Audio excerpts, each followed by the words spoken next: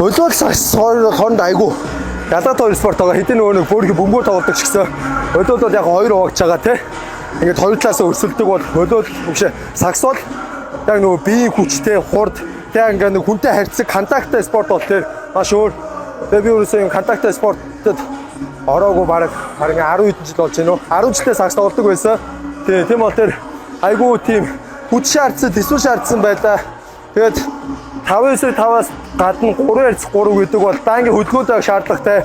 Тэгээ нөгөө хүний тоо багийн одоо гишүүдийн тоо баг болохоор бүр ингээд заашгүй нөгөө ингээд нэг хүнээ аваад тий бангийн ингээд хөдөлгөөтэй шаардлагатай спорт бол тэр айгуу тийм хүнд байлаа. Гэтэ айгуу гоё шинэлэг гоё соргог мэдрэмжийг авч чадлаа.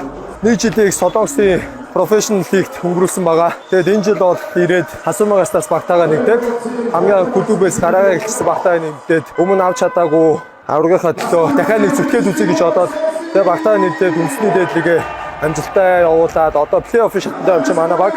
Тэгээд баг дотроо бол тэр ерөнхийдөө аль хэрэгтэй байрлал гээд аль нөгөө нэг сул ага байрлалд орж тоглоод ерөнхийдөө бүх чадлаараа л өөрийгөө багтаа зориулахыг хичээж байгаа. Тэгээд за манай багийн бүрэлдэхүүний хувьд бол анх 2013 оноос хойш хасуу тоглолцсноос хойш ерөнхийдөө хамт тоглож исэн хүмүүс баг бүгдээр байгаа. Тэгээд доороос бас айгүй мундаг ур чадвартай тамирч дүүнер маань орж ирээд тэгээд дээр манайх гаднаас энэ жил 3 тамирч авч өрсөлдөж байгаа. Тэгээд тэрнийгээрч манай баг бусад багуудаа энэ тэнцвүүз үзгээр бүрэлдэхүүнтэй болсон гэж бодож байгаа. Тэгээд миний хувьд ч гэсэн дотоодоо тоглож байгаад Солонгос руу яваад бас 8-9 жилийг өнгөрөөцөө өөр улсын волейбол үзээд ирсэн гэдэг утгаараа ч юм уу манай багийнхан надад айгүй хүлээл тавьдаг.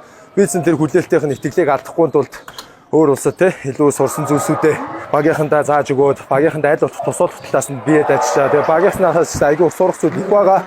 Одоохондоо болоогүй гэж бодож байгаа. Ямарс энэ жилиг үндэсний дээдлигээ хавраг авахын төлөө төсөөлөө зориулаад дуусгах гэж бодож байгаа.